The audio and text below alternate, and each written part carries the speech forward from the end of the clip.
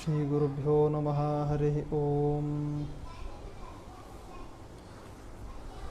ॐ निशुसीदगणपते गणेशत्वामाहुरविप्रतमं कवीनां नरुते त्वत्क्रियते किञ्चनारे महामर्कं माघवं चित्रमर्च तत्र तत्र स्थितो विष्णुः तत्तच्छक्तिः प्रबोधयन् एक एव महाशक्तिः कुरुते सर्वमञ्जसा द्रव्यं कर्म च कालश्च स्वभावो जीव एव च यदनुग्रहतः सन्ति न सन्ति यदुपेक्षया मयि स्थितो मदङ्गेषु स्वतन्त्रो व्याप्तवान् हरिः स विष्णुश्चास्वतन्त्रं मां स्वेच्छया वर्तयत्यजः स्वात्मनस्तस्य पूजा स्युः मनोवाक्कायवृत्तयः ममैताः इति कर्तारमुद्देश्यं च हरिं स्मरेत्। नारायणाय परिपूर्णगुणार्णवाय विश्वोदयस्थितिलयो नियतिप्रदाय ज्ञानप्रदाय विबुधा सुरसौख्यदुःख सत्कारणाय वितताय नमो नमस्ते। रामाय रामभद्राय रामचन्द्राय वेधसे रघुनाथाय नाथाय सीतायाः पतये नमः। धर्मविज्ञानवैराग्यपरमैश्वर्यशालिनः आनन्दतीर्थभगवत्पादान् वन्दे निरन्तरम्। यस्य वाक्कामधेनुर्नः कामितार्थान् प्रयच्छति सेवेतं जययोगीन्द्रं कामबाणच्छिदं सदा नौमिन्यायसुधादिग्जयमुनीन् श्रीपादराट्सन्मणीन् व्यासार्यान् विविधागमाब्धिहरान् श्रीवादिराजानपि वन्देऽहं सवरान् रघुत्तमगुरून् वैदग्ध्यवारां निधीन् श्रीसत्यव्रतराघवेन्द्रमुनिपान् सद्बोधसध्यानपान् सत्याभिघ्नकराब्जोत्थान् पञ्चाशद्वर्षपूजकान् सत्यप्रमोदतीर्थार्यान् नौमिन्यायसुधारतान् शास्त्रेषु पारदश्वानं शास्त्रज्ञेषु च वत्सलं दीनभक्तोद्धारकरं सत्यात्मानं यतिं भजे विद्यापीठविधातारं विद्यावारिधिचन्दिरं विद्यार्थिवत्सलं वन्दे महामहिमसद्गुरुम्। आपादमौलिपर्यन्तं गुरूणामाकृतिं स्मरेत् तेन विघ्नाः प्रणश्यन्ति सिद्ध्यन्ति च मनोरथाः। श्रीगुरुभ्यो नमः। हरिः ओम्। नमो भगवते तस्मै हयायामित तेजसे यस्य प्रसादात् वक्ष्यामि श्रीमद्रामकथामिमां। श्रीगुरुभ्यो नमः। हरिः ओम्।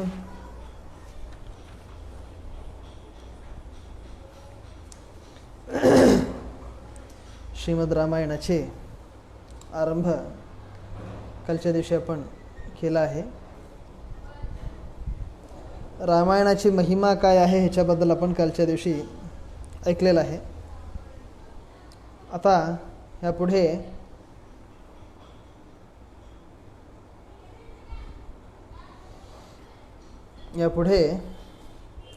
रामायणाचा आरंभ होत आहे. ब्रह्मदेवाची आज्ञा झाली आहे. त्या आज्ञेच्या अनुसार ब्रह्मदेवाने वाल्मिकी ऋषींनी रामायणाची रचना केली आहे. लव आणि कुश असे दोघं होते आश्रमामध्ये. त्या दोघांनाही बसवून ह्या रामचंद्राच्या चरित्र श्रवण करायला लावलं. या प्रकारे चरित्र श्रवण केल्यानंतर त्यांनी फार सुंदर रीतीने गायलं आहे. त्याचं गाणं ऐकल्यानंतर मग सर्वत्र त्याचा प्रचार करण्यासाठी बाहेर निघाले आहेत. अयोध्याच्या प्रत्येका गल्लीगल्लीमध्ये प्रत्येका वीथीमध्ये रामाची कथा सांगत सर्वत्र संचार करत आहेत. अशा वेळेस लक्ष्मणाने त्या दोघांना पाहून स्वतःच्या राजभवनामध्ये घेऊन येऊन रामाच्या समोर त्या रामाची कथा सांगण्याचा त्यांना आदेश दिला आणि ते दोघंही सांगायला आरंभ केले आहेत. रामाला माहीत नाही हे दोघंही रामाचे पुत्र आहेत, पण सुंदर अशा रीतीने रामाची कथा ते दोघंही गान करायला आरंभ केले आहेत. प्रजापती सगळ्यात अगोदर त्या प्रजापतीचा पुत्र त्याच्या वंशामध्ये आलेला सगर नावाचा राजा ज्याच्यापासून सागराची उत्पत्ती झाली आहे. बाहेरचे इतर विषय कोणतेही आता सध्याच्याला सांगण्याच्या स्थितीमध्ये नाही, किंतु आपल्याला कथाभाग समजून घेण्यासाठीच भरपूर आहे. आता सध्याच्याला आपण पंचम सर्गामध्ये आहे. 70 सर्ग जवळजवळ ह्या बालकांडामध्ये आहेत. त्यानुसार आपण पाहण्याचा प्रयत्न करूया. पुढे त्या सगर राजाच्या वंशामध्ये इक्ष्वाकू राजा झाला. त्या वंशामध्ये झालेलं हे रामायण कथा आहे, त्याच्याबद्दल आम्ही सांगण्याचा प्रयत्न करतो. अवश्य ऐका. कौशल नावाचा एक जनपद होता, सरयू नदीच्या तीरावरती होता. तिथे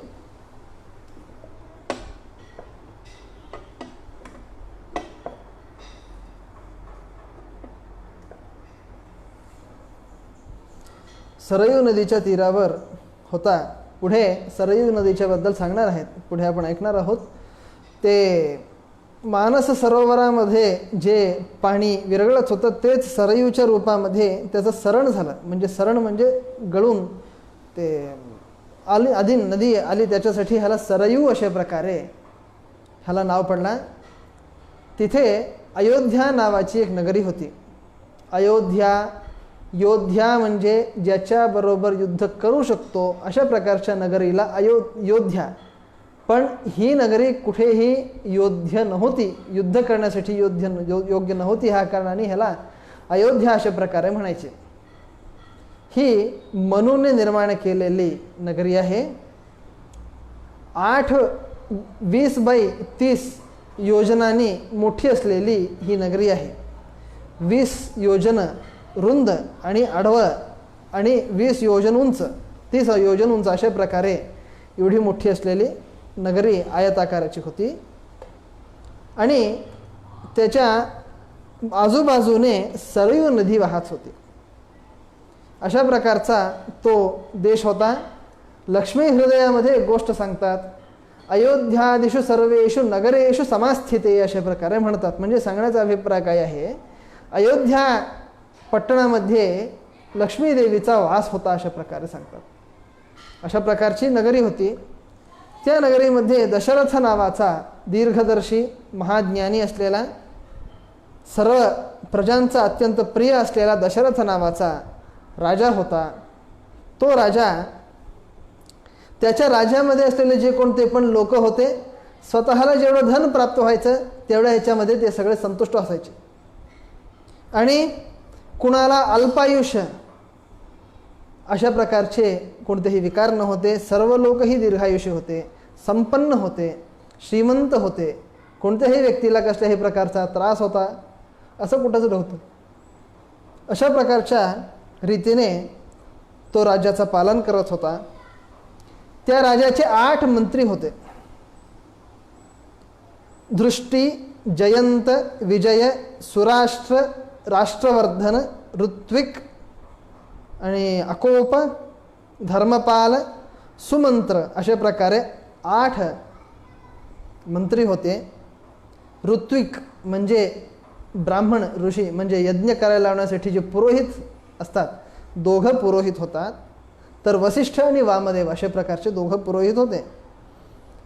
आणि हे सर्व मंत्रीगण योग्य रीतीने राजाच्या बरोबर विचार करून राज्याचं पालन करत होते.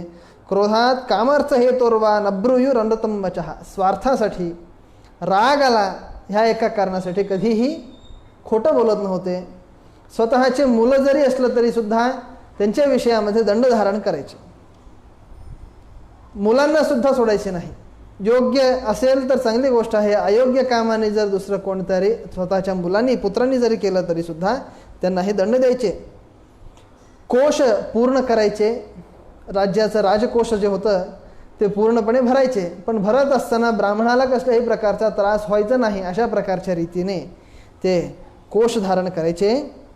आणि त्या एका राज्याच्या पद्धतीमध्ये कधीही नास्तिक असलेला व्यक्ती नव्हता. योग्य रीतीने प्रत्येक गोष्टीचा विचार करून कार्य करायचे. नीतिशास्त्र विशेष रीतीने त्यांनी समजून घेतलं होतं. अशा प्रकारे ते मंत्री आणि हा राजा होते. यानंतर त्या दशरथ राजाला अनेक प्रकारचे पुत्र झाले, अनेक भार्या होत्या त्याला, पण सुतार्थम तप्यमानस्य नासीद वंशकरस्तुतः. अनेक पुत्र होते तरीसुद्धा वंशासाठी अत्यंत अनुकूल असलेला जो सूर्यवंशाचा तिलक, रघुकुल ध्वज अशा प्रकारे ज्याला आपण म्हणू शकतो, अशा प्रकारचा पुत्र मात्र त्या राजाला प्राप्त झालेला नव्हता. त्याच्यासाठी सारखं त्या एका विचारामध्ये गुंतलेला असायचा. त्यावेळेस त्यांनी विचार केला की एक अश्वमेध यज्ञ करायचं. अश्वमेध यज्ञ करण्यासाठी त्यांनी विचार करून एक अश्व, त्याच्याबरोबर एक ब्राह्मण आणि सेना समग्र देशामध्ये संचार करण्यासाठी चैत्र मासामध्ये त्यांनी पाठवलं आहे. बघा कशा प्रकारे आहे, म्हणजे 3 वर्षापर्यंत टोटली हे सगळं काही चाललेलं आहे. 1 वर्ष त्या अश्वाला, घोड्याला पाठवल्यानंतर तो समग्र देशामध्ये संचार करून येतो. दुसऱ्या वर्षी यज्ञ होतो. यज्ञ 1 वर्षापर्यंत यज्ञ इत्यादी सर्व प्रकारचे क्रिया चालतात. ते चालल्यानंतर त्याच्या पुढच्या दिवशी, त्याच्या पुढच्या वेळेस, पुढच्या वर्षी, तिसऱ्या वर्षी 3 वर्ष झाल्यानंतर मग त्यावेळेस त्या पुरुषाची प्राप्ती होते. जो यज्ञ पुरुष आहे त्या यज्ञ पुरुषाची प्राप्ती होते. त्याच्यापासून पायस आणि त्याच्यानंतर गर्भधारण, पुत्रांची उत्पत्ती. अशा प्रकारे पहिल्या वर्षी चैत्र मासामध्ये त्यांनी अश्वविसर्जन केलं आहे. तो गेला उपाध्याय समेत, ब्राह्मण समेत होऊन यज्ञाच्या अश्वाला त्यांनी मोचन, यज्ञाचा अश्वमोचन त्यांनी केला आहे. अश्व, सैन्य, सर्व लोकही गेले. सरयू नदीच्या दक्षिण तीरामध्ये अयोध्याचं नगर होतं. सरयू नदीच्या उत्तर तीरामध्ये यज्ञभूमीचं आयोजन केलं गेलं होतं. त्याच्यासाठी त्या प्रकारे करण्यासाठी सांगितलं होतं. आणि राजाने सर्वांच्या जवळ एक गोष्ट सांगितली होती की कसल्याही प्रकारचे कमी पडू देऊ नका त्या यज्ञामध्ये. कारण काय, विद्वान असलेला ब्रह्मराक्षस, पिशाच हे सर्व लोकही सदाकालामध्ये हा व्यक्ती कसल्या प्रकारचा कार्य करत आहे हे पाहत असतात म्हणे. पाहत असताना त्याच्यामध्ये एखाद्या प्रकारचा छिद्र जर दिसला तर लगेच त्या छिद्राला धरून त्या कर्माला भ्रष्ट करतात. त्याच्यासाठी कधीही कर्म करत असताना योग्य रीतीने विचार करून करायला पाहिजे. तुम्ही पण योग्य रीतीने बघून सर्व काही सांभाळून घ्या, अशा प्रकारे त्यांनी सांगितलं. एवढ्यामध्ये सुमंत्र नावाचा जो मंत्री होता, तो त्याला 2 प्रकारचे विद्या येत होते म्हणे. एक तो सूत होता आणि तो मंत्री होता. अशा प्रकारे 2 प्रकारचे विद्ये, सारथी होता आणि मंत्री होता. अशा कारणाने तो सुमंत्रू एक गोष्ट राजाच्या समोर सांगतो. मागच्या काळामध्ये मी लहान असताना मी एक गोष्ट ऐकली होती राजा, त्याच्याबद्दल मी तुझ्यासमोर सांगतो.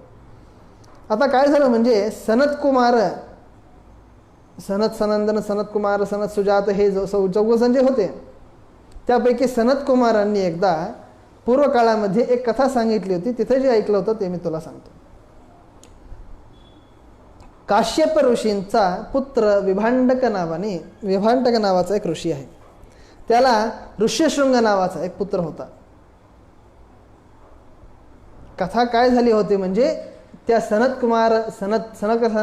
कुमारांनी सांगितलेली काय कथा होती म्हणजे सर्व ऋषींच्या सन्निधानामध्ये दशरथ राजाला कशा प्रकारे पुत्राची उत्पत्ती होणार आहे ह्याच्याबद्दल सांगितलं होतं.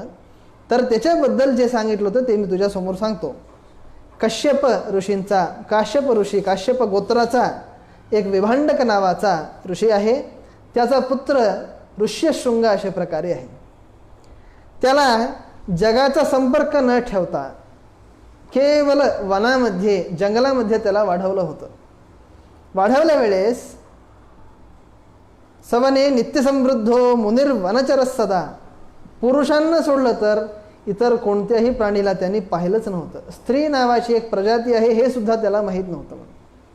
अशा रीतीने त्यांनी त्याचं पालन केलं होतं. ह्या कारणाने एकदा काय झालं म्हणजे अन्यत्र रोमपाद नावाचा अंगदेशाधिपती होता.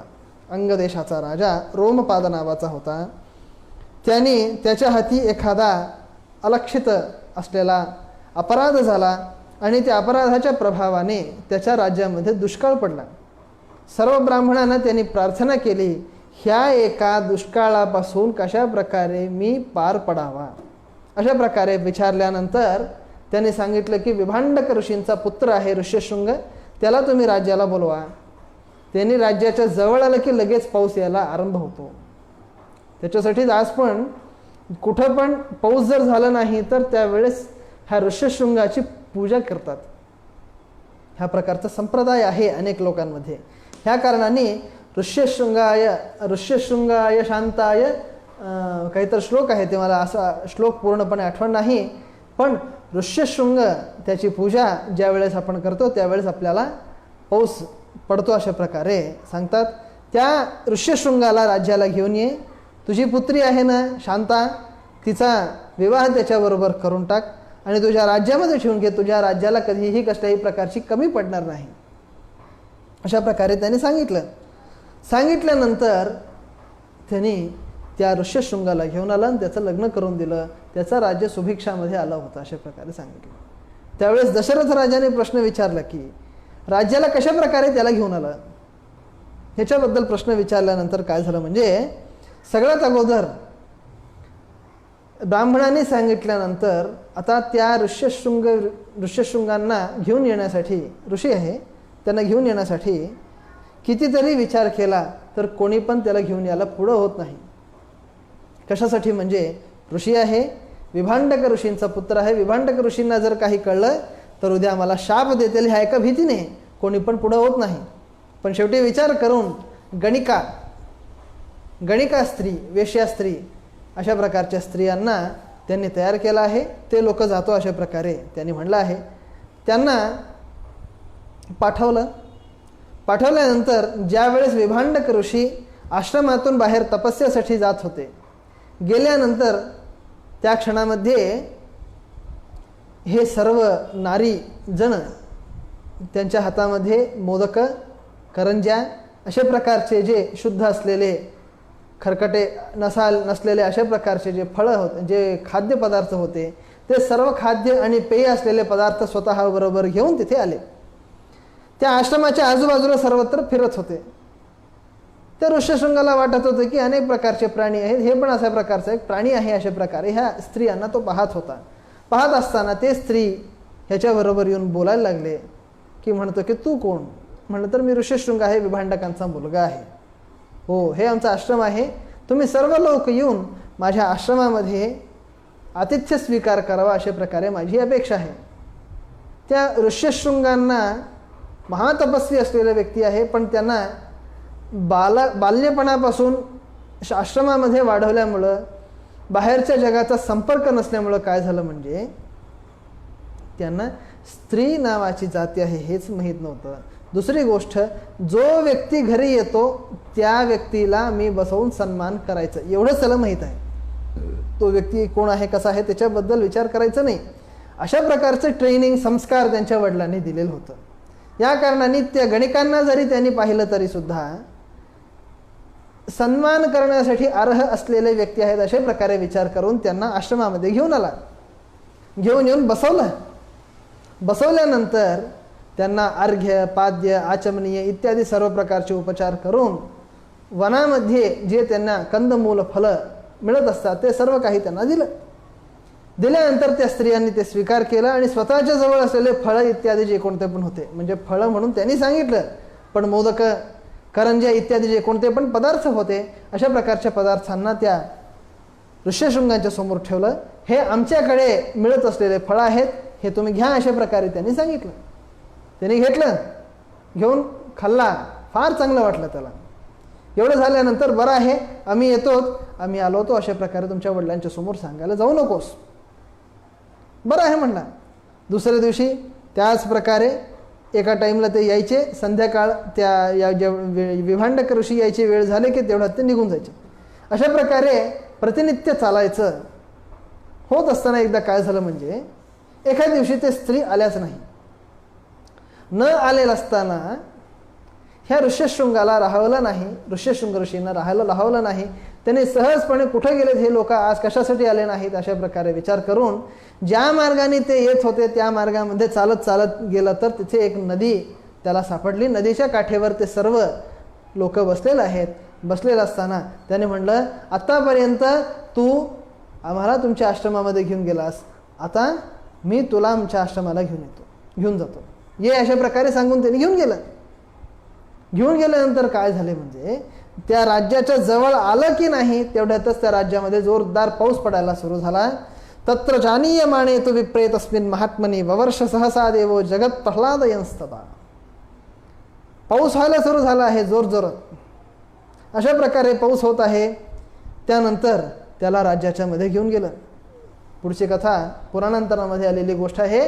विभांडक ऋषींना आता कदाचित कोणी पण शाप देऊ शकतात ना, त्याच्यासाठी म्हणून त्याने काय विचार केला म्हणजे त्या राजाने अगोदरच एक व्यवस्था करून ठेवली होती. रोमपादाने काय सांगितलं म्हणजे त्या विभांडक ऋषींचं जे आश्रम आहे त्या आश्रमापासून आरंभ करून त्या राज्यापर्यंत, अंगराज्यापर्यंत जिथे जिथे जे कोणते पण शेती आहे ते सर्व शेती त्यांनी विभांडक ऋषींच्या नावाने लिहून देऊन टाकली. आणि त्या सर्व शेतकऱ्यांना सांगितलं की तुम्हाला कोणीही विचारलं की हे शेत कुणाचं आहे, विभांडक ऋषींचं आहे, अशा प्रकारे सांगा. या प्रकारे त्यांनी सांगितलं. तर येत असताना म्हणजे त्यावेळेसच्या काळामध्ये ज्या प्रकारे आजकालच्या काळामध्ये ही कोणती गल्ली आहे, हे कोणतं नगर आहे, ही कोणती कॉलनी आहे, हे कोणतं गाव आहे, अशा प्रकारे आपण विचारतो. त्यावेळेस तेवढे सगळे नगर होते पण मध्यंतरी जे अंतर होतं त्या अंतरांच्या बद्दल आपण ओळखून घ्यायचं असेल तर त्याच्यासाठी हे कुणाची शेती आहे अशा प्रकारे विचारायचे. त्यावेळेस विभांडक ऋषींनी मार्गामध्ये येत असताना असलेल्या प्रत्येक व्यक्तीला एकच गोष्ट ते विचारायचे की हे शेत कुणाचं आहे. तो व्यक्ती म्हणायचा विभांडक ऋषींचा आहे. आता अंगराज्याला जाईपर्यंत प्रत्येक व्यक्तीला जसं जसं विचारत गेले तसं तसं ते सर्व व्यक्तीने म्हणलं की हे विभांडकांचं आहे. अशा प्रकारे म्हणल्यानंतर काय झालं म्हणजे त्यांना फार आनंद वाटलं आणि त्याने म्हणलं, हो असं असेल तर अशा प्रकारचा महादानी असलेल्या व्यक्तीच्या घरी जर माझा मुलगा गेलेला असेल तर चांगली गोष्ट आहे, ह्याच्यामध्ये कसल्याही प्रकारचा अपराध नाही, अशा प्रकारे त्यांनी विचार करून शांत झाले अशा प्रकारे सांगतात. आणि एवढं झाल्यानंतर पुढे त्या शांता नावाची जे त्याची पुत्री आहे त्याच्याबरोबर त्याचं लग्न झालं आणि तिथेच तो सुखेनं निवास केला अशा प्रकारे सांगतात. पुढे तो रोमपाद नावाचा जो ऋषी आहे दशरथ राजाचा अत्यंत आप्त सखा होता आणि त्यावेळेस त्यांनी सुमंत्रांनी सांगितलं की तू जाऊन त्या रोमपादाच्या घरामध्ये असलेल्या त्या शांता आणि जे कोणते पण आहेत ते सर्व लोकांना घेऊन ये. शांताबाई म्हणजे ते शांता नावाची जी स्त्री आहे ती आणि त्या ऋष्यशृंग ऋषींना घेऊन ये अशा प्रकारे सांगितल्यानंतर दशरथ राजा त्यांनी स्वतः त्या अंगराज्याला जातो आणि रोमपादाच्या बरोबर बोलतो, रोमपाद महाराज, आज तुमचं आणि माझं जे सख्य आहे सख्याचा उपयोग अशा प्रकारच्या काळामध्ये होतो. आता एक काम करा, तुझा जो जावई आहे ऋष्यशृंग त्याला माझ्याबरोबर पाठवून दे. माझ्या राज्यामध्ये होम करायचा आहे, यज्ञ करायचा आहे, त्याच्यासाठी त्याला माझ्याबरोबर पाठवून दे अशा प्रकारे त्यांनी सांगितल्यानंतर बरं आहे म्हणून त्यांनी पाठवलं. त्याच्याबरोबर पाठवल्यानंतर त्याचं स्वागत केलं गेलं राज्यामध्ये. 1 वर्ष झालं, एवढ्यामध्ये 1 वर्ष निघून गेला. 1 वर्ष झाल्यानंतर ज्यावेळेस तो यज्ञाचा अश्व वापस आल्यानंतर यज्ञाची तयारी केली गेली. जो व्यक्ती जे विचारतो ते सर्व त्या व्यक्तींना दान करायचं अशा प्रकारची व्यवस्था त्याने केली होती. फार सुंदर रीतीने व्यवस्था त्यांनी केली होती. अशा प्रकारच्या काळामध्ये पुनरपी चैत्रमास वसंत ऋतू प्राप्त झालेला आहे. 1 वर्ष झालेलं आहे. आता अश्वमेध यज्ञाचा आरंभ झाला आहे. स्थापत्य निश्चितांश्चैव वृद्धान परमधार्मिकान. आता अत्यंत धार्मिक असलेले कुशल असलेले अशा प्रकारचे सभा निर्माण करते असलेल्या लोकांना बोलवलं गेलं. त्यांच्याद्वारे फार सुंदर असलेले शिल्प करायला लावले गेले आणि त्यानंतर हजारो विटा, हजारो माती, अगोदरच्या काळामध्ये तर चुन्ना चुन्याचे दगड लाईमस्टोन म्हणतात, तर ते ग्राइंडरमध्ये घालायचे, त्याच्यामध्ये थोडं थोडं दूध घालून कितीतरी 15 दिवसापर्यंत त्याला ग्राइंड करायचं. केल्यानंतर ते जे येत होतं त्या लाईमस्टोनचं जे पेस्ट असायचं ते पेस्ट लावून घरं तयार करायचे. आणि आज पण तशा प्रकारचे घरं, मंदिरं कितीतरी सुंदर घट्ट रीतीने हजारो वर्षापासून आज पण आहेत. अशा प्रकारे आपण आज पण पाहत आहेत. तर म्हणजे सांगण्याचा अभिप्राय काय आहे, म्हणजे पूर्व काळाची हे सगळे विषय आता सांगत बसलो तर समय पण निघून जातं, त्याच्यासाठी मी जास्त विषय मी तसं सांगत नाही. पण पूर्व काळामध्ये अशा प्रकारचे बांधकामाची व्यवस्था होती, बांधकामाची व्यवस्था होती. त्या व्यवस्थेच्या अनुसार हजारो वर्षापर्यंत घरं टिकत होते. आजकाल पण कितीतरी प्राचीन असलेले मंदिर टिकतात. कशा प्रकारे त्याचं बांधकाम केलं गेलं, तर हे जे चुन्ना आहे, लाईमस्टोन ग्राइंड करून दूध घालून त्याच्यापासून तयार केलेलं जे आहे, त्याच्यापासून केलेले घरं कितीतरी हजारो वर्षापर्यंत टिकत होते. अशा प्रकारे सभाचा निर्माण केला गेला. नाना प्रकारचे भक्ष्य, देय असलेले दानाचे वस्तू, त्या वर्णांच्या लोकांच्या अनुसारेनं त्यांचे सत्कार केले गेले आणि सर्व वर्णांच्या लोकांना जेवणाची व्यवस्था केली गेली. आणि त्यानंतर पुढे अनेक राजांना बोलवलं गेलं, ऋषी आलेत, सर्व लोकही आले आहेत. राजाने अश्वमेध यज्ञाचा आरंभ केला आहे. अश्वमेध यज्ञाच्या वेळेस कशा प्रकारे ब्राह्मण त्याला आशीर्वाद द्यायचे, म्हणजे अहो तुक्तास्मि भद्रम ते इति शुश्राव राघवः. अहो अबा, फार तृप्ती झाली, फार आनंद झाला, फार सुंदर असलेला स्वयंपाक होता, फार छान असलेला स्वयंपाक होता, पदार्थ सर्व फार सुंदर रीतीने त्याचे निर्माण केले गेले होते. अशा प्रकारे सांगायचे. स्वस्त्यस्तु स्वस्त्यस्तु अशा प्रकारे आशीर्वाद द्यायचे म्हणे सर्व ब्राह्मण. हजारो लोक ब्राह्मण त्याला आशीर्वाद देत असलेलं ऐकू येत होतं म्हणे. अशा प्रकारे आणि त्या यज्ञासाठी 21 प्रकारचे यूपस्तंभ, यूपस्तंभ म्हणजे ते एक प्रकारचे स्तंभ आहेत, त्या ज्या स्तंभाला पशु बांधून ठेवत असतात. आणि जवळजवळ 519 पशु त्या एका स्तंभाला बांधून ठेवले होते. आणि त्यानंतर पशूनाम त्रिशतम तत्र यूपेषु नियतम तदा. आणि ते जे अश्व होतं त्या अश्वाचं रक्षण करण्यासाठी स्वयं कौसल्या देवी हातामध्ये खड्ग धारण करून त्याची परिचर्या करत होती, अशा प्रकारे सांगतात. त्यानंतर 3 दिवसापर्यंतचा मेन असलेला यज्ञ असायचा, तो अश्वमेध यज्ञ कल्पसूत्रानुसारेण त्याचं आचरण केला गेला. अनेक प्रकारचे यज्ञ त्याच्यामध्ये केले गेले. ज्योतिष्ठोम, आयुषी, अतिरात्र, अभिजित, विश्वजित, आप्तोर्यम, अशा प्रकारचे उक्थ्य, अशा प्रकारचे अनेक प्रकारचे यज्ञ ह्याच्यामध्ये केले गेले अशा प्रकारे सांगतात. आणि दान कशा प्रकारे त्या राजाने केलं, म्हणजे पूर्व दिशा जी होती, होता नावाचा व्यक्ती, होतृ म्हणतात त्याला, अशा प्रकारच्या व्यक्तीला त्याने दान दिलं. आणि त्यानंतर अध्वर्यू नावाचा जो व्यक्ती असतो त्या नावाच्या पुरोहिताला प्रतीची म्हणजे पश्चिम दिशेचा दान दिला. ब्रह्म नावाचा जो व्यक्ती असतो, ब्रह्मा, त्याला दक्षिण दिशा त्याने दानाच्या रूपामध्ये दिलेला आहे. आणि उद्गाता नावाचा जो व्यक्ती असतो त्याला उत्तर दिशा. अशा प्रकारे 4 दिशा 4 व्यक्तींना त्याने दान देऊन टाकलं. दिल्यानंतर त्याने म्हणलं, आम्ही राज्य घेऊन काय करायचं, हे राज्य भूमी आम्हाला नको, आम्ही ह्याचं पालन करत नाही. हो हो हो हो करेक्ट आहे. आणि पुढे उद्गातृ नावाच्या व्यक्तीला उत्तर दिशा. आणि ह्या प्रकारे सर्वांना दिल्यानंतर त्याने वापस त्यांना देऊन टाकल्यानंतर ह्याच्या समान असलेली दक्षिणा आम्हाला देऊन टाक म्हटल्यानंतर गवाम शतसहस्राणी, लाखो गाय, लाखो गोदान, करोडो सुवर्ण म्हणजे 1 करोड सुवर्ण, 4 करोड रजत नाण्य आणि सर्व प्रकारचे दान त्याने दिलेलं आहे. जांबूनदम कोटी संख्यम, करोडो जांबूनदाचे कॉइन्स होते ते दिले. आणि एवढंच नसता, एखाद्या ब्राह्मणाने मला काहीतरी दे म्हणून हात पुढे करून त्याने विचारलं तर लगेच हातामध्ये असलेला अत्यंत जाड असलेला कंकण त्याने दानाच्या रूपामध्ये त्याला देऊन टाकलं आहे. अशा प्रकारे दान करत आहे.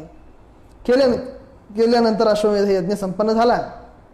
अश्वमेध यज्ञ संपन्न झाल्यानंतर पुढे त्या ऋष्यशृंगाने म्हणलं, ऋष्यशृंगाने सांगितलं की आता तुझ्या पुत्राच्या उत्पत्तीसाठी पुत्रकामेष्टी याग मी करायला लावतो, अशा प्रकारे त्यांनी सांगून यज्ञाचा आरंभ केला. तिकडे देवता लोक भगवंताच्या जवळ जाऊन त्यांनी भगवंताच्या समोर प्रार्थना करायला आरंभ केलेला आहे. स्वामीन ब्रह्मदेवाच्या जवळ जाऊन सर्वांनी प्रार्थना केली आहे, स्वामीन तुमच्या वराच्या प्रभावेनं रावण नावाचा महाराक्षस सर्वांनाही त्रास देत आहे, त्याच्यासाठी त्या भगवंताच्या जवळ आपण प्रार्थना करूया, अशा प्रकारे त्यांनी सांगितल्यानंतर त्यांनी ब्रह्मदेवाने सांगितलं, तुम्ही सांगितलेलं सर्व काही गोष्ट योग्य आहे. त्याने पण एवढं सगळं केलं तरी सुद्धा त्या रावणाने केलेला एक मूर्खपणा असा होता की नागीर्तयद अवज्ञानात रक्षो तद्रक्षो मानुषांस्तथा. सर्व प्राणींपासून त्याला मृत्यू येणार नाही, पण शेवटी जो मनुष्य आहे, मनुष्यापासून तुला मृत्यू येणार म्हटल्यानंतर देवता गंधर्व यक्ष किन्नर राक्षस संपुरुष हे कोणतेहीच लोक मला काही करू शकत नाहीत म्हटल्यानंतर मनुष्य काय करू शकतो, अशा प्रकारे त्याने त्याला अवज्ञा केली, त्याचा अपमान करून टाकला, मनुष्याचा निघून गेला. त्यानंतर भगवंताच्या जवळ त्यांनी गेले. भगवंताच्या जवळ म्हणजे भगवंत स्वयं गरुडारोहण तिथं आला होता. त्याच्यासमोर त्याने प्रार्थना केली की स्वामीन दशरथाचे जे पुत्र आहेत, जे दशरथाची जे भार्या आहे, त्यांच्याद्वारे तू 4 रूपाने पुत्राच्या रूपामध्ये तू जन्म घ्यायला पाहिजे आहे. म्हणजे 4 रूपाने तू त्या 3 स्त्रियांमध्ये जन्म घ्यायला पाहिजे आहे. वासुदेव, संकर्षण, प्रद्युम्न आणि नारायण, अनिरुद्ध अशा प्रकारच्या चतुर्रूपाने तू त्याच्या गर्भामध्ये जन्म घ्यायला पाहिजे आहे, अशा प्रकारे त्यांनी सांगितलं. आणि त्यानंतर पुढे काय झालं म्हणजे देवता लोकांनी भगवंताच्या समोर भगवंताला सगळं काय माहितीच होतं, तरीसुद्धा त्यांनी सहजपणे प्रश्न विचारला, सांगितलं. ह्या रावणाने केलेले जे दुष्कृत्य आहे ते सर्व काही त्याच्यासमोर निवेदन केलं गेलं. केल्यानंतर भगवंतांनी सुद्धा त्यांना आश्वासन केला. त्यानंतर इथे तो पुत्रकामेष्ठी याग संपन्न झाला. संपन्न झाल्यानंतर त्यांनी पायस दिला आहे. आता हे जे पायसदानाचं जे विभाग करण्याची जी रीती आहे, ती रीत फारच कठीण असलेल्या रीतीने अनेक टिप्पणीकारांनी याच्याबद्दल विमर्श केला आहे. अनेक लोकांचं म्हणणं असं होतं की अर्धा जो पायसाचा भांड त्यांनी दिला, पायसाचा भांड दिव्य असलेला पुरुष त्या यज्ञकुंडातून उठून वर आला. प्रजापत्य पुरुष त्याला अशा प्रकारे म्हणतात. तो प्रजापत्य पुरुष जो होता त्याच्या हातामध्ये सुवर्ण भांड होतं. ते सुवर्ण भांडामध्ये पायस होतं आणि त्यांनी त्या पायसाला त्या दशरथ राजाच्या हातामध्ये दिलं. दिल्यानंतर त्यांनी सांगितलं की हे जे पायस आहे, ह्या पायसाला तुझ्या पत्नींना देऊन टाक, त्याच्यापासून तुला पुत्रांची उत्पत्ती होईल, अशा प्रकारे सांगितलं. सांगितल्यानंतर त्यांनी ते पायसाचं पात्र घेतलं. घेतल्यानंतर त्या पायसामध्ये सर्वात अगोदर 2 प्रकारचे व्याख्यान आहेत, त्याच्यामध्ये आपण एक समजून घेण्याचा प्रयत्न करूया. एक रीतीने सांगायचं म्हटलं तर अगोदर त्याच्यामध्ये 2 भाग केले. 2 भाग केल्यानंतर अर्धा भाग जे आहे सगळ्यात अगोदर कौसल्येला दिला.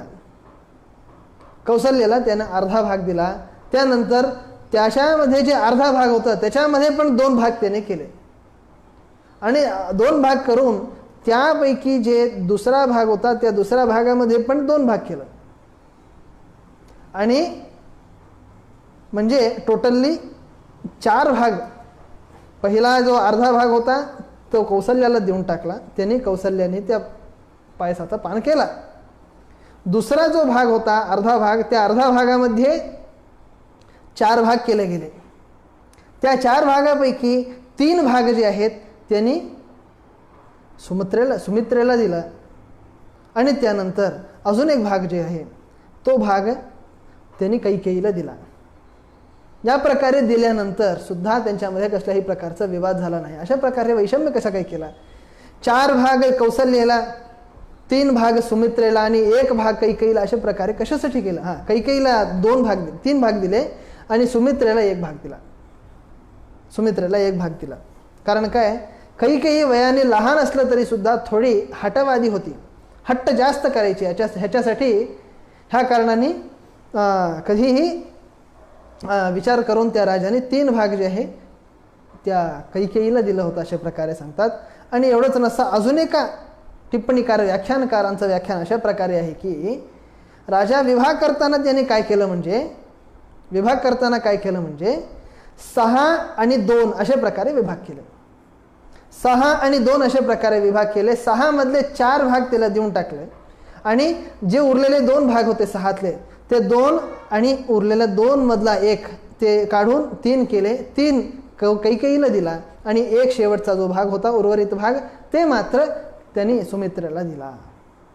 अशा प्रकारे दिल्यानंतर सांगण्याचा अभिप्राय काय बघा, दिल्यानंतर वैषम्य होऊ शकतंय, पण सांगतात सम्मानम मेनिरे सर्वाहा प्रहर्षोदित चेतसहा. त्या सर्वांनाही योग्य रीतीने राजाने विभाग केला अशा प्रकारे वाटलं म्हणतात. कुणालाही वैषम्य वाटलं नाही अशा प्रकारे सांगतात. आणि त्यानंतर त्या राजाच्या त्या पत्नीच्या गर्भामध्ये भगवंताचा अवतार झाला आहे. इकडे भगवंताचा अवतार होणार आहे. महाभारत तात्पर्य निर्णयामध्ये मध्वाचार्यांनी एक गोष्ट सांगितलेलं आहे.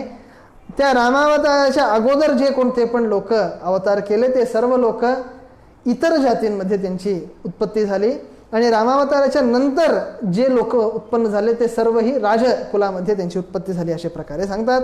त्याची उत्पत्ती फारच दीर्घ रीतीने ह्या वाल्मिकी रामायणामध्ये सांगितलेलं आहे. आणि त्या ब्रह्मदेवानी सर्व देवतांना आज्ञा दिली की तुम्हीही तुमच्या योग्य असलेल्या एकेका ह्याच्यामध्ये योनीमध्ये आपला जन्म घ्या. वानर जन्म घ्या, वानराच्या योनीमध्ये असू देत अथवा इतर कोणत्याही प्रकारचे प्राणी आहेत त्या सर्व प्राणीच्या पक्षी असू देत, गंधर्व असू देत, सगळ्या रीतीच्या प्राणींमध्ये तुम्ही जन्म घेऊन रामाची सेवा करण्यासाठी तयार व्हा अशा प्रकारे सांगितल्यानंतर सर्व लोकांनी जन्म घेतलेला आहे. फार विस्तार रीतीने सांगितलेला आहे. यस्य देवस्य यद्रूपम वेशो यश्च पराक्रमः. मूल रूपामध्ये ज्या देवतेचा ज्या प्रकारचा रूप होता त्या प्रकारचा रूप त्याच प्रकारचे स्वभाव सर्व काही त्या देवतांचे पुत्र त्या देवतांनी अवतार घेतल्यानंतर सुद्धा त्या सर्व लोकांमध्ये होतं अशा प्रकारे सांगतात. आणि वानर सेनेमध्ये ज्या लोकांनी अवतार घेतलं होतं, वानर सैन्यामध्ये ज्या लोकांनी अवतार घेतलं होतं, वानर म्हणजे साधारण वानर नाही, काळ्या तोंडाचे जे वानर असतात अत्यंत म्हणजे बलिष्ठ आणि त्यांची हाईट थोडी जास्त असते अशा प्रकारचे बलिष्ठ असलेल्या त्या गोलांगुलेषु चोत्पन्न, गोलांगुल अशा प्रकारे म्हणतात, त्या प्रकारचे महा उन्नत पराक्रमी हाताने समग्र समुद्राला चंचल करू शकतात. आकाशामध्ये जात असलेल्या कितीतरी विमानांना पक्षींना मारू शकतात, उड्या मारू शकतात. पायाने एकदा जोरात भूमीवर पाय जर ठेवला तर भूमीमध्ये भूकंप येऊ शकतो, इतक्या जोराने पाय ठेवू शकतात. अशा प्रकारे एक मुष्टीने पर्वतांना सुद्धा फोडू शकतात. अशा प्रकारची शक्ती त्या सर्व वानरांमध्ये होती. ह्या प्रकारे हनुमंत, इंद्र, वाली, सुग्रीव, नील, तार, अंगद, नल, गंधमादन अशा प्रकारे सर्व अनेक कितीतरी लोक आहेत. मैंद, द्विविध, सुषेण, शरभ, हनुमान, बजरंग बली, वज्रांग संहनन. वज्रांग म्हणजे वज्रांग हे जे आहे तेच बजरंग अशा प्रकारे झालेलं आहे. ह्या प्रकारे त्याची उत्पत्ती झाली, सर्व लोकांची उत्पत्ती झाली आहे. आणि त्यानंतर चैत्र मासामध्ये शुक्ल पक्षामध्ये चैत्र मासामध्ये आदित्य दैवते म्हणजे पुनर्वसू नक्षत्र असताना कर्क लग्नामध्ये अशा प्रकारच्या दुपारच्या वेळेस म्हणजे जवळजवळ 10 ते साधारणपणे 10 दुपारच्या वेळेस 10 पासून 12 वाजेपर्यंत काहीतरी काळ जो असतो त्यावेळेस कर्क लग्न असतो. त्या कर्क लग्नाच्या काळामध्ये रामाची उत्पत्ती झालेला आहे अशा प्रकारे सांगतात. आणि त्यानंतर लक्ष्मण मोठा का भरत मोठा ह्या दोन्ही ह्याच्यामध्ये विवाद आहे. पण आश्लेषा नक्षत्रामध्ये लक्ष्मणाचा जन्म झाला, पुष्य नक्षत्रामध्ये भरताचा आणि आश्लेषा नक्षत्रामध्येच शत्रुघ्नाची पण उत्पत्ती झाली आहे. पुढे म्हणजे ह्यांची पण उत्पत्तीच्या बद्दल एक गोष्ट सांगतात की पुढे पुष्यमासामध्ये आषाढ मासामध्ये आणि त्यानंतर लक्ष्मण आणि शत्रुघ्न हे दोघंही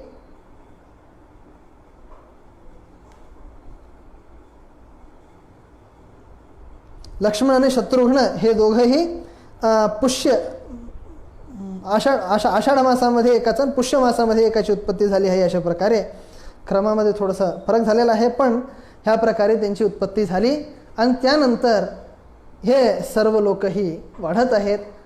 एक गोष्ट मध्वाचार्य सांगतात की वस्तुस्थितीने बघत गेलं तर भगवंताची जे उत्पत्ती नावाची जी गोष्ट आहे, उत्पत्ती म्हणजे त्यांनी जन्म घेतला अशा प्रकारे नाही, प्रादुर्भावो हरेर्जनीही.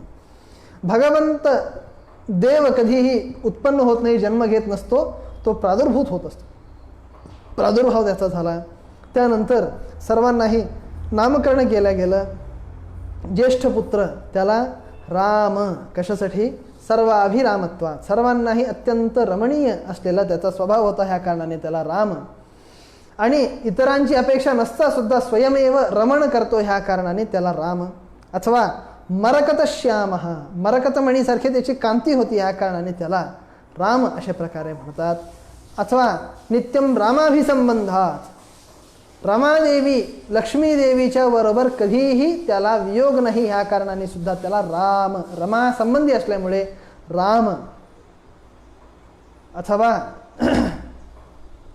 लक्ष्मीने स्वतःहून त्याला दानाच्या रूपामध्ये देऊन टाकलेलं आहे, ह्या कारणाने भगवंताला राम. अथवा रमन्ते सर्वे जनाः अस्मिन्निति रामः, ह्या कारणाने सुद्धा राम अशा प्रकारे त्याला नामकरण केलं आहे. कैकेयीच्या पुत्र भरत, सौमित्री आणि सुमित्रेचे पुत्र लक्ष्मण आणि शत्रुघ्न अशा प्रकारे चौघांनाही 4 नाव दिलेलं आहेत. फार सुंदर रीतीने ह्याचं विवेचन दिलेलं आहे. पुढे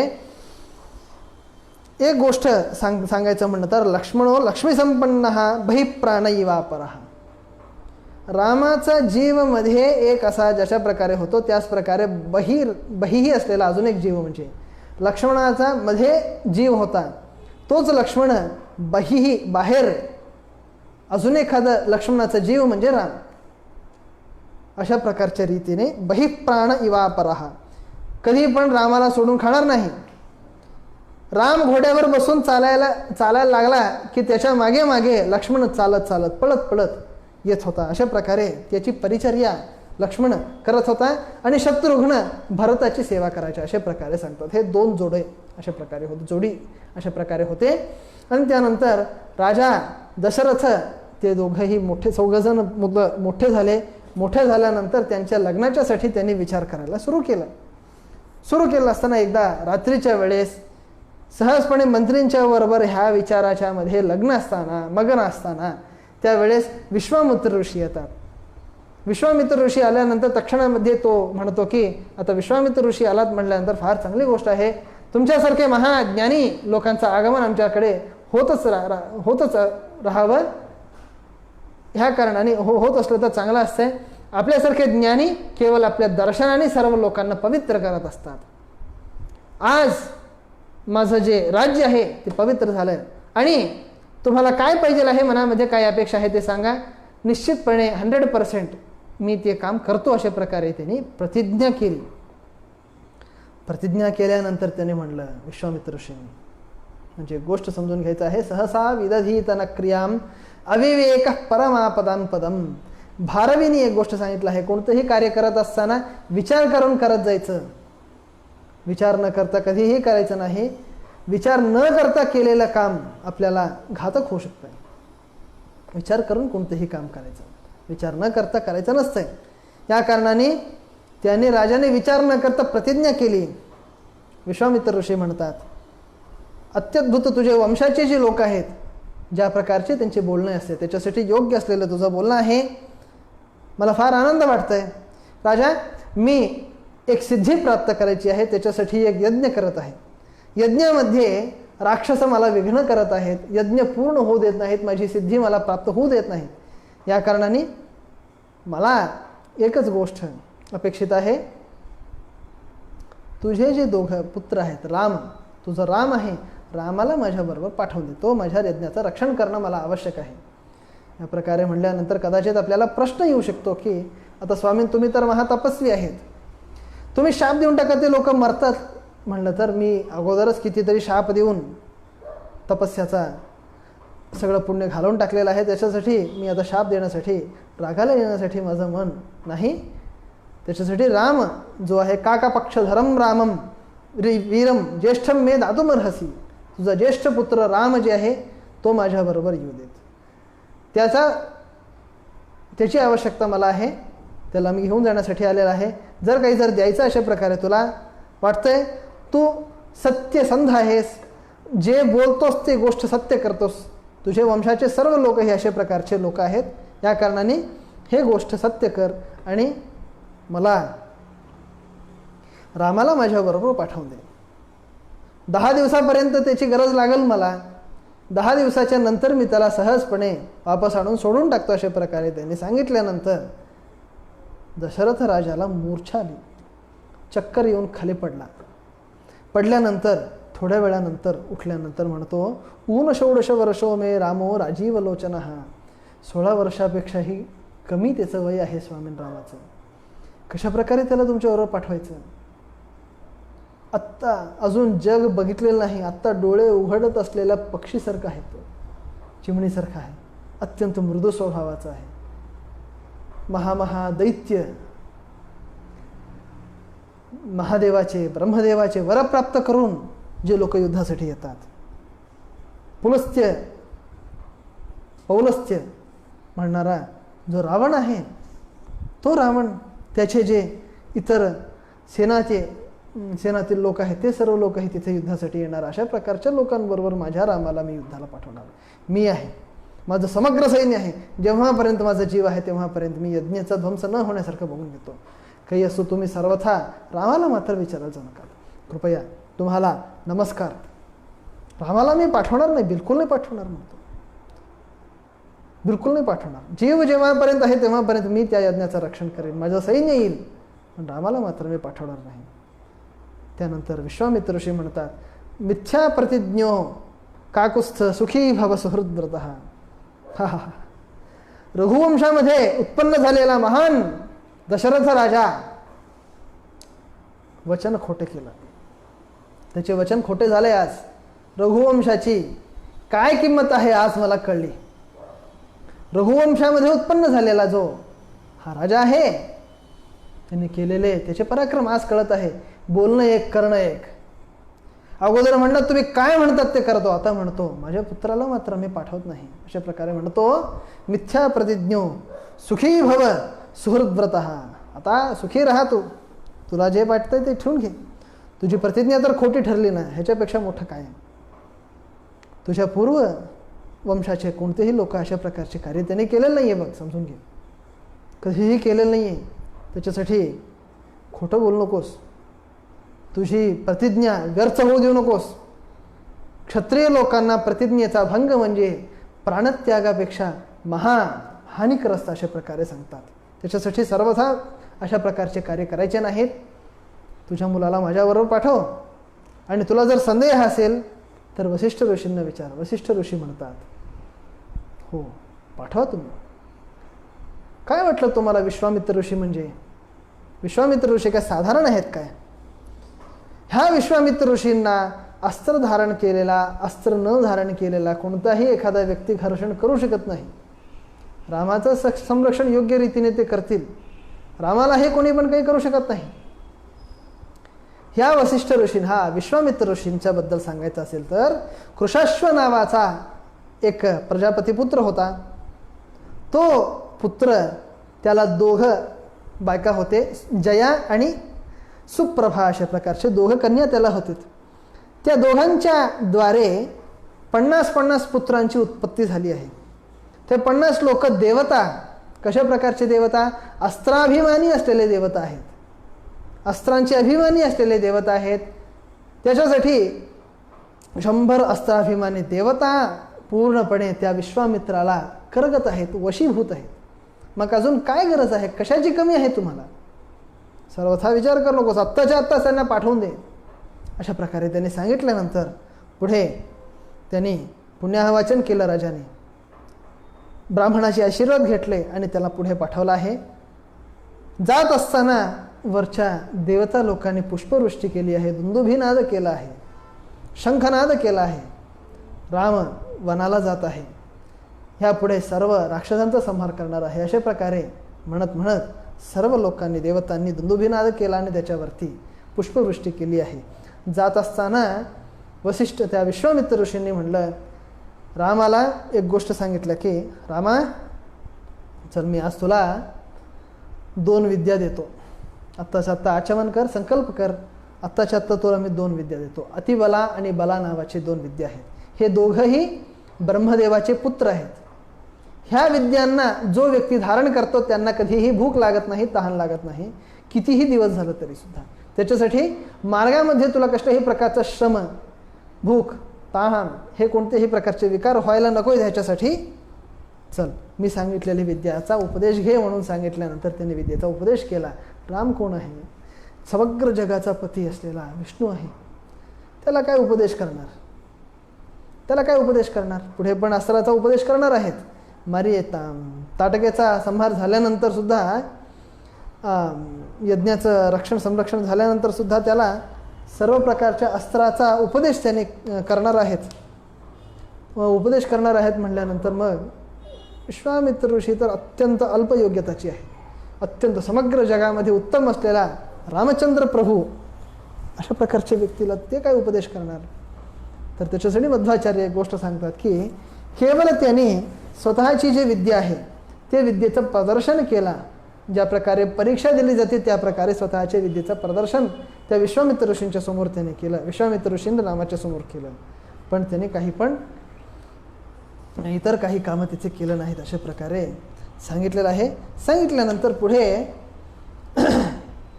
राम आणि विश्वामित्र ऋषी रात्री तिथे त्यांनी शयन केलं आहे. झोपल्यानंतर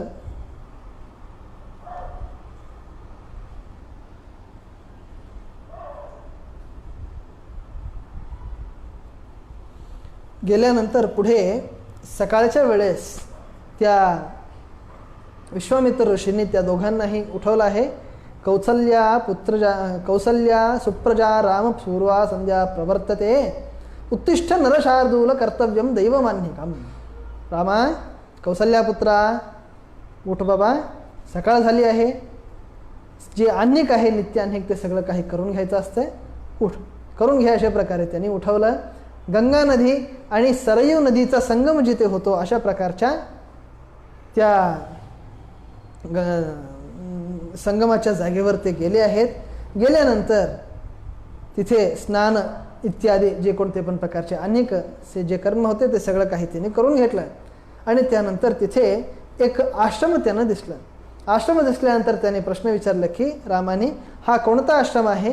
इथे कोण राहत होते? अशा प्रकारे सांगितल्यानंतर त्यांनी एक गोष्ट सांगितलं की एकदा कंदर्प म्हणजे कामदेव मूर्तिमान होता असताना इथे तपस्या करत असलेल्या महादेवाच्या जवळ तो त्यांना संमोहन करण्यासाठी आल्यानंतर त्या महादेवाने त्याला तृतीय नेत्राचा उन्मिलन करून त्याचं भस्म केलं.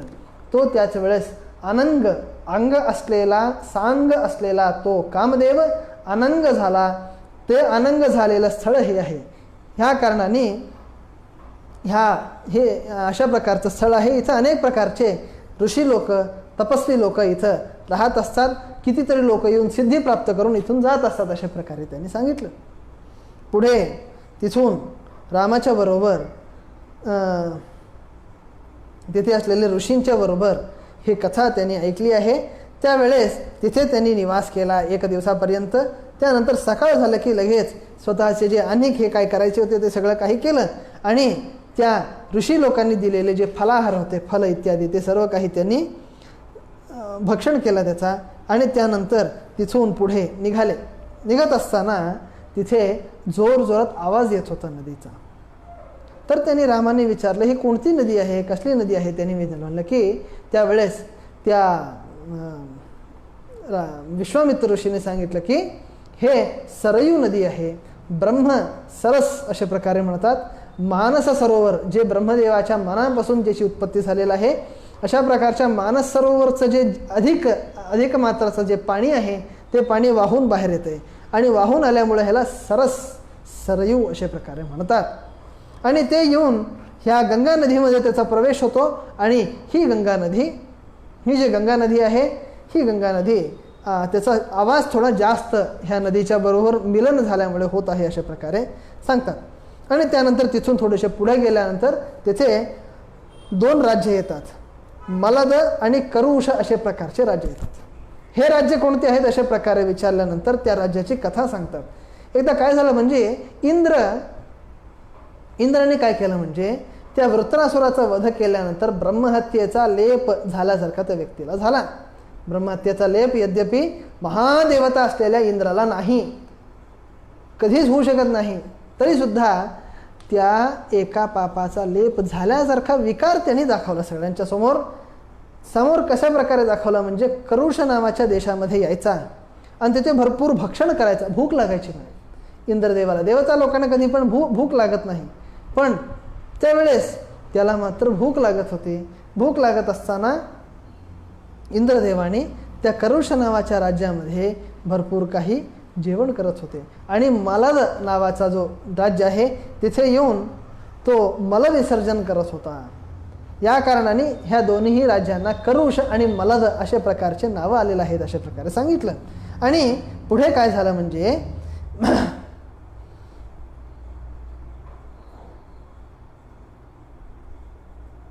ह्या दोन्ही देशांनी त्या इंद्राला स्थान देऊन भोजन करण्यासाठी आणि मलविसर्जन करण्यासाठी स्थान दिलं.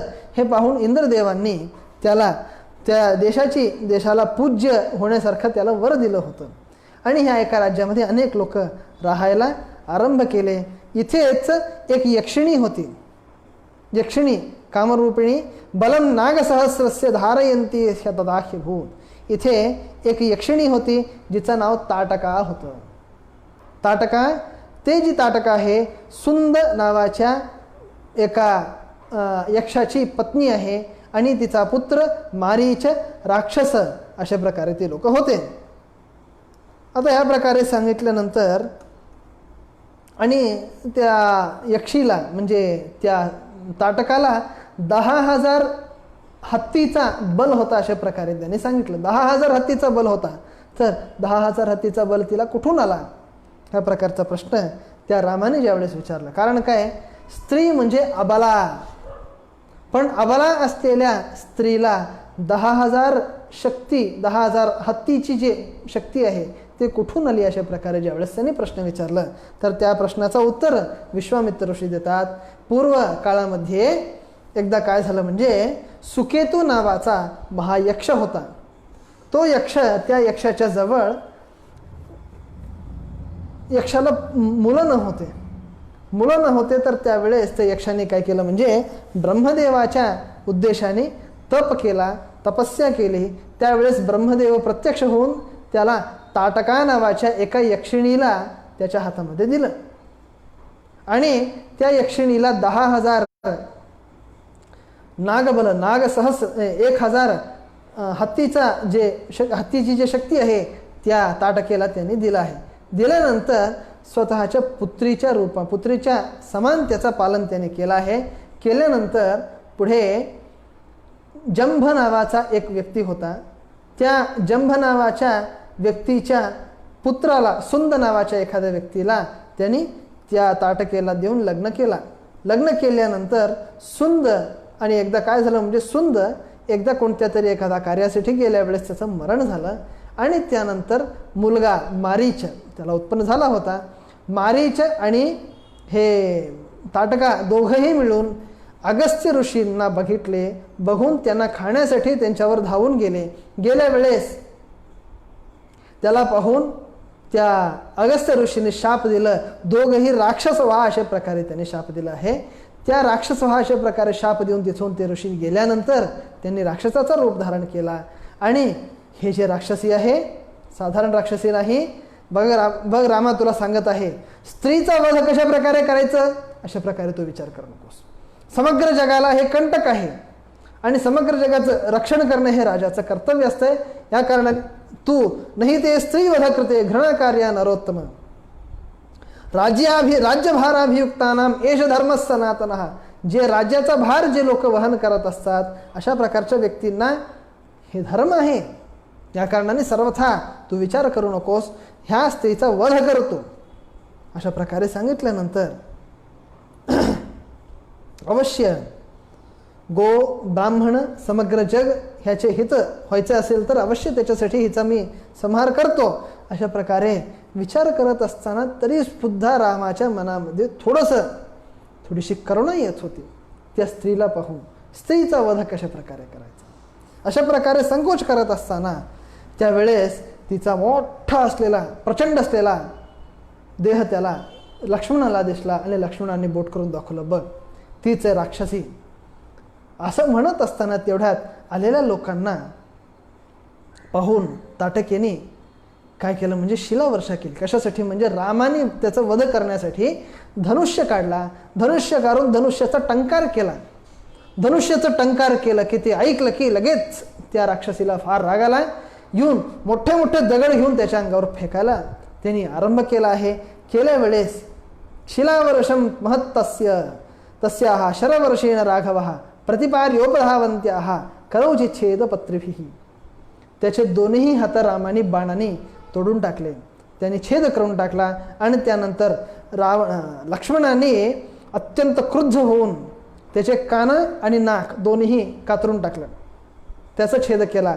आणि त्यानंतर आता अशा प्रकारे सावकाशपणे संकोच करून घेऊन ज्यावेळेस राम त्याचा वध करण्याचा विचार करत होता त्यावेळेस विश्वामित्र ऋषीने परत एकदा सांगितलं, रामा संध्याकाळ होत आहे. संध्याकाळ झाल्यानंतर संध्याकाळच्या वेळेस रात्र जशी संध्याकाळ रात्र होत जाते तसे प्रकारे राक्षसांचं बल जास्त होत जात असते. त्याच्यासाठी संध्याकाळ व्हायच्या ह्याचा संहार कर, सूर्यास्त व्हायच्या अशा प्रकारे सांगितल्यानंतर त्यावेळेस ती राक्षसी काय केली म्हणजे माया रूप धारण केले. डोळ्याला दिसत नाही पण अनेक प्रकारचे मोठे मोठे दगड झाडं पर्वत फेकत आहेत.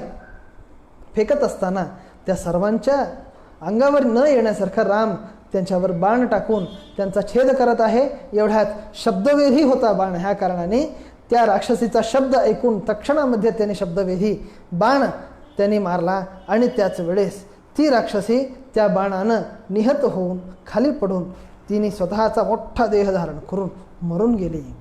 प्रजापते कृशस्य त्यावेळेस सर्व देवता लोक आले. देवता लोक येऊन त्याची प्रशंसा केली, पुष्पवृष्टी केली. केल्यानंतर त्याच वेळेस प्रजापते कृशस्वस्य पुत्रान सत्यपराक्रमान तपोबलभृतो ब्रह्मन राघवाय निवेदय.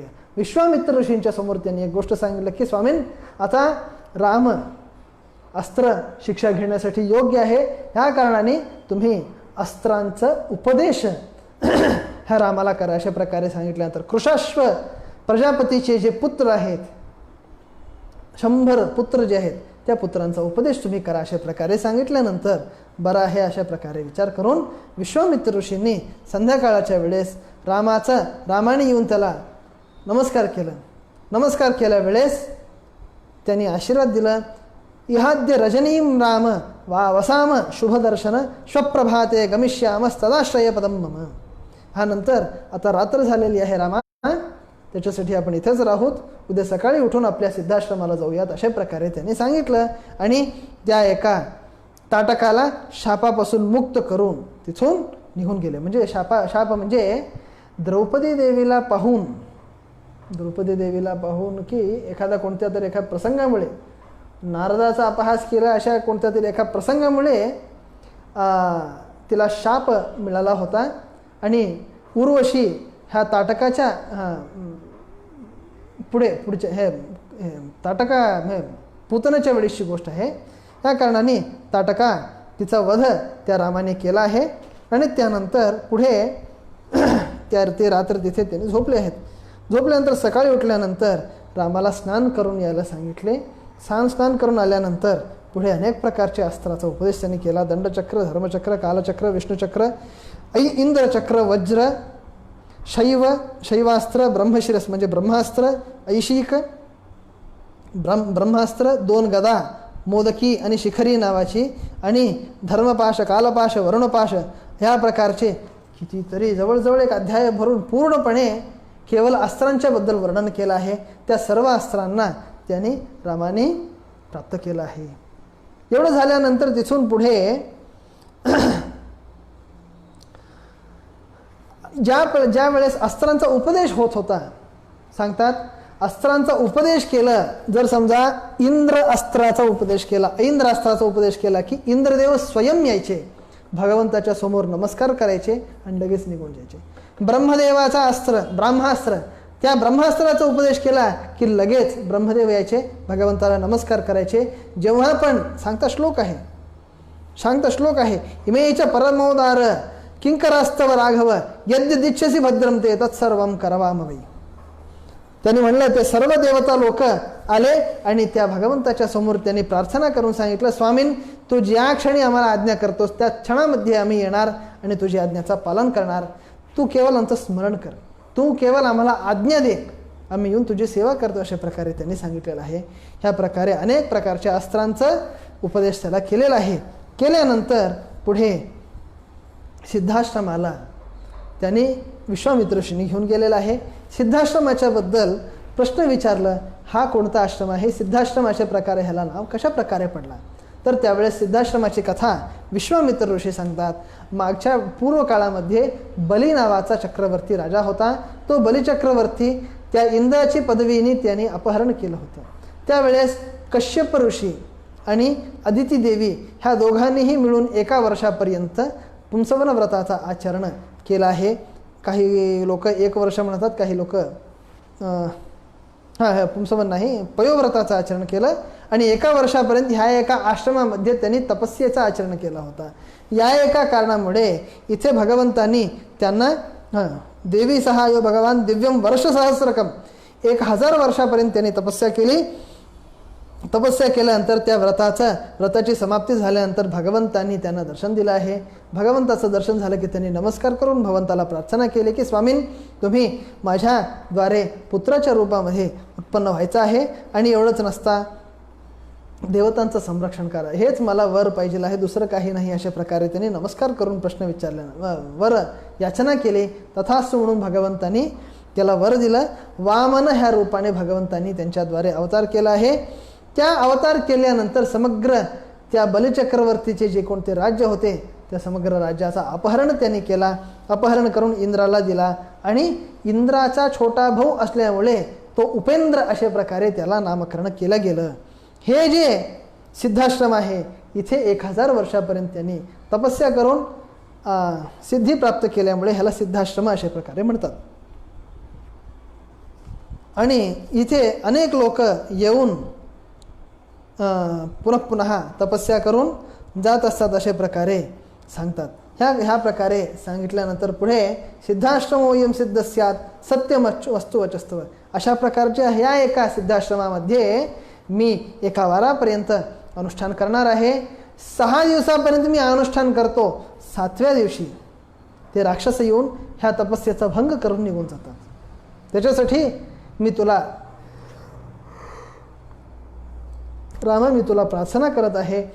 हे जे सिद्धाश्रम अशा प्रकारे ह्या आश्रमाचं जे नाव आहे ते नाव सार्थक होण्यासारखं तू अनुग्रह कर, माझे वचन सत्य होऊ दे, अशा प्रकारे त्यांनी सांगितल्यानंतर आणि हे जे सिद्धाश्रम हे नाव जे आहे हे नावसुद्धा त्या दिती देवीनी कश्यपांनी भगवंताला प्रार्थना केली की ह्या एका जागेचं नाव सिद्धाश्रम अशा प्रकारे होऊ दे, अशा प्रकारे प्रार्थना केली म्हणून ह्या आश्रमाचं नाव सिद्धाश्रम अशा प्रकारे झालं म्हणतात.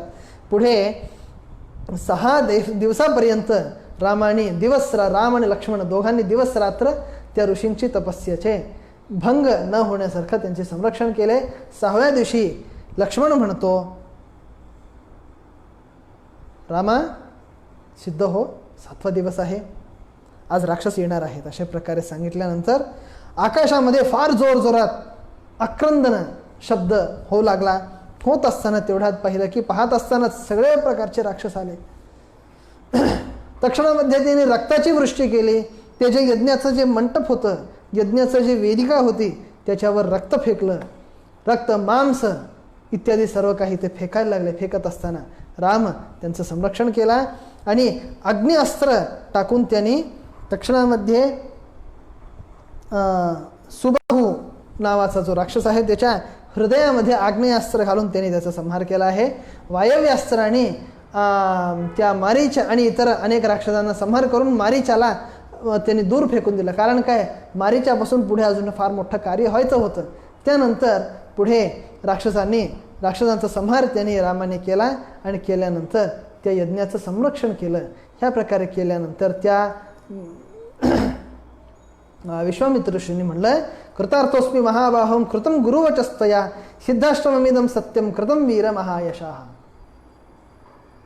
ह्या आश्रमाचं जे सिद्धाश्रम अशा प्रकारचं जे नाव होतं, हे नाव तू सार्थक केलास रामा, तुला अनेक प्रकारचे धन्यवाद. मी कृतार्थ आहे, माझी सिद्धी पूर्ण झाली आहे. गुरूंचे जे वचन आहे तू सत्य केलास. अशा प्रकारे त्यांनी त्याला आशीर्वाद दिला. आशीर्वाद दिल्यानंतर तिथेच त्या रात्री त्यांनी निवास केला आहे. सकाळी उठल्यानंतर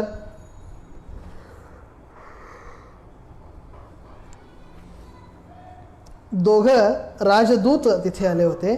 त्यांनी म्हणले की बघा, जनक राजाने एक धनुर्यज्ञाचे आयोजन केले आहे.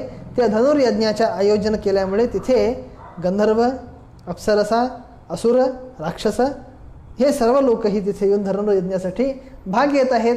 तुम्हाला जर अनुकूल होत असेल तर तुम्हीही ह्या एका धनुर्यज्ञामध्ये भाग घ्या. भाग घेऊन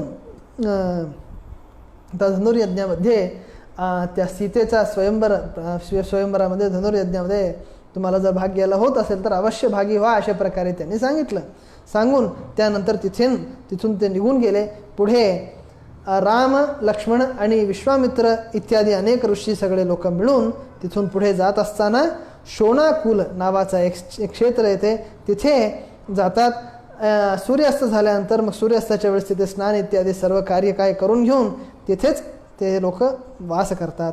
त्यावेळेस त्या रामचंद्रांनी एक प्रश्न विचारलं, हे देश कोणता आहे, कसला देश आहे, ह्या देशाच्या बद्दल मला सांगा. अशा प्रकारे सांगितल्यानंतर विश्वामित्र ऋषी सांगतात, ब्रह्मदेवाचा पुत्र कुश नावाचा एक राजा होता. तो राजा, त्याला 4 पुत्र होते.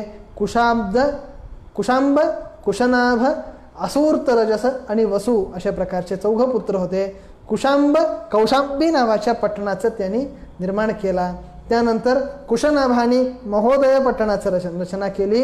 असूर्तरजसाने धर्मारण्य आणि वसु नावाच्या व्यक्तीने वसुमती नावाचं हे जे राज्य आहे, ह्या राज्याची रचना त्याने केली. त्यानंतर इथे मागधी नावाची जे नदी आहे, ही नदी इथे वाहत असते. आणि कुशनाभ नावाचा जो राजर्षी आहे त्याला 100 पुत्री होत्या. फार सुंदर दिव्य असलेले त्यांचे सौंदर्य होते आणि ते सर्व अत्यंत सुंदर होते. भास्वर असलेले त्यांचे तेज होते. अशा प्रकारच्या त्या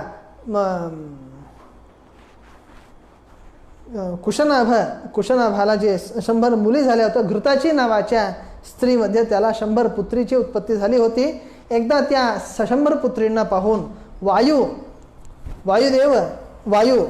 नावाचा देवता तिकडे येतो. येऊन त्यांनी काय केलं म्हणजे त्यांनी त्याला प्रश्न विचारला की त्या स्त्रियांना की तू माझ्याबरोबर लग्न करून घे, माझ्याबरोबर विवाह करून घे, तुम्हाला अमरत्वाची प्राप्ती होईल, तुम्ही अवर होताल, तुम्हाला चांगल्या रीतीने मी पालन करतो. अशा प्रकारे सांगितल्यानंतर त्यांनी म्हणलं, आमचे वडील ज्या लोकांबरोबर माझं लग्न करून देतील त्या लोकांबरोबर आम्ही लग्न करून घेणार, इतर कोणाला बघणार सुद्धा नाही.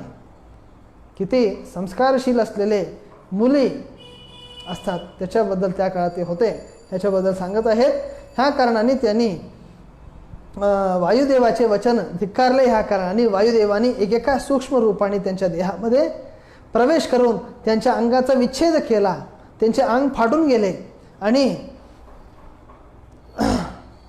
प्रविश्य सर्वगात्र आणि बभंज भगवान प्रभू, आणि त्यानंतर त्यांच्या अंगातले हाडं दिसायला लागले. म्हणून इतक्यापर्यंत त्यांना त्रास दिला आहे.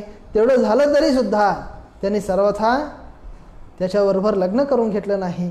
घरी गेले, पित्याने पाहिलं आणि विचारलं, हे काय आहे? ते म्हणतात की अशा प्रकारे वायुदेवाने आमच्याबरोबर घर्षणा केली, जबरदस्तीने लग्न करण्याचा प्रयत्न केला, पण आम्ही त्याच्या वचनाला मानलं नाही, आम्ही त्याच्या वचनाला स्वीकारलं नाही. या कारणाने या कारणाने त्याने आमचे गात्र छेद केला आहे अशा प्रकारे सांगितल्यानंतर त्याला फार आनंद वाटला की माझ्या मुली इतके संस्कारी आहेत की मी सांगितलेली गोष्ट ऐकून मी ज्या व्यक्तीला दाखवणार त्याच व्यक्तीबरोबर लग्न करून घेणार अशा प्रकारे म्हणलात ना, हे फार चांगली गोष्ट आहे. अशा प्रकारे त्याला फार खुशी झाली. त्यानंतर पुढे काय झालं म्हणजे अजून एकत्र झालेली एक गोष्ट सांगतात. चुली नावाचा एक ऋषी होते. चुली नावाचा ऋषी, तो व्यक्ती तपस्या करत होता. एक गंधर्व कन्या सोमदा नावाची, उर्मिला नावाच्या गंधर्वाची पुत्री सोमदा नावाची गंधर्व कन्यका तिथे येते आणि मनसा वचसा कायेन तिन्ही रीते त्याने त्या ऋषीची सेवा केली. ऋषीची सेवा केल्यानंतर संतुष्ट झालेल्या त्या चुली नावाच्या ऋषीने त्यांनी प्रश्न विचारलं की तू इतक्या चांगल्या रीतीने माझी सेवा केली आहेस तर तुला काय पाहिजे आहे. त्यांनी म्हणलं मला दुसरं काही नको, अत्यंत ब्रह्मिष्ठ तपस्वी असलेला एक धार्मिक असलेला पुत्र मला पाहिजे आहे. पण मी लग्न करून घेतलेलं नाही आणि मी कुणाची भार्या होणार पण नाही. अशा अवस्थेमध्येच मला पुत्र पाहिजे आहे. अशा प्रकारे त्यांनी विचारल्यानंतर अत्यंत संतुष्ट होऊन मनापासून एका पुत्राची उत्पत्ती त्या ऋषीने केली आहे आणि त्याचं नाव ब्रह्मदत्त अशा प्रकारे झालं. तो ब्रह्मदत्त नावाचा जो राजा आहे त्या चुली नावाच्या ऋषीच्या मनापासून त्याची उत्पत्ती झाली आहे. कांपिल्य नावाच्या देशामध्ये तो राज्य करायला लागला आणि त्या कांपिल्य देशाच्या राजा असलेल्या ब्रह्मदत्ताबरोबर ह्या कुशनाभाने त्या 100 पुत्रींचा देऊन लग्न करून टाकलं. त्याचा विवाह संपन्न केल्यानंतर ज्या वेळेस ते 100 लोकांचा पाणीग्रहण तो करत होता, ज्या स्त्रीचा पाणीग्रहण तो करायचा त्यांचे जे तुटलेले फुटलेले फाटलेले अंग होते ते सर्व काही सहजपणे रिपेअर होऊन जायचे, सर्व काही रिकवर होत होतं. ह्या प्रकारे फार अद्भुत रीतीचे त्याची तपस्या होती अशा प्रकारे सांगतात. आणि त्यानंतर पुढे स्पष्ट मात्रे तदा पाणौ विकुब्जा विगतज्वराः, कुब्ज सावळे रूप आणि अत्यंत अयोग्य असलेले रूप त्यांना जे प्राप्त झालेलं होतं ते सर्व काही जाऊन त्याच्या तपस्येच्या प्रभावाने फार सुंदर असलेलं रूप त्यांना प्राप्त झालेलं आहे. पुढे ह्या प्रकारे ह्या एका व्यक्तीची कथा सांगतात आणि त्यानंतर पुढे ब्रह्मदत्त नावाचा जो राजा होता तो त्या लग्न करून घेऊन स्वतःच्या पुरोहितांबरोबर स्वतःच्या राज्याला निघून गेला. सोमदा अपि सुतम दृष्ट्वा पुत्रस्य सदृशीं क्रियाम अन्या तथान्यायं च गांधर्वीं सुष्णास्ता प्रत्यनंदत. सोमदा नावाची जी गंधर्वी होती त्यांनी सुद्धा हे जे लोक कन्यका होते त्यांना स्वीकार केला आणि प्रशस्त रीतीने ते तिथे राज्य करत होता अशा प्रकारे सांगतात. ह्या प्रकारे हा व्यक्ती गेल्यानंतर कुशनाभाने पुत्रकामेष्ठी याग करण्यासाठी आरंभ केला. त्यावेळेस कुश नावाचा व्यक्ती तिथे येतो. कुश नावाचा जो ब्रह्मदेवाचा पुत्र आहे म्हणजे कुशनाभाचा पिता, तो व्यक्ती येऊन म्हणतो तुला ह्यापुढे अत्यंत धार्मिक असलेला पुत्र होतो अशा प्रकारे त्यांनी त्याला सांगून आश्वासन करून गेलं आहे. त्यावेळेस पुढे त्याला पुत्र झाला. त्या पुत्राचं नाव गाधी अशा प्रकारे त्यांनी ठेवलं. त्या गाधी ऋषीची पुत्री सत्यवती अशा प्रकारे होती. त्या सत्यवतीला त्यांनी रुचिक ऋषींना देऊन लग्न केलं. आता ही कथा भागवतामध्ये याच्याबद्दल सांगितलेलं आहे की तीच कथा इथे येत आहे. गाधी राजाची पुत्री सत्यवती नावाची जी पुत्री आहे त्या पुत्रीच्या बरोबर लग्न करायचं होतं रुचिक ऋषींना आणि त्यावेळेस कन्याशुल्काच्या रूपामध्ये गाधी राजाने त्याला सांगितलं की मला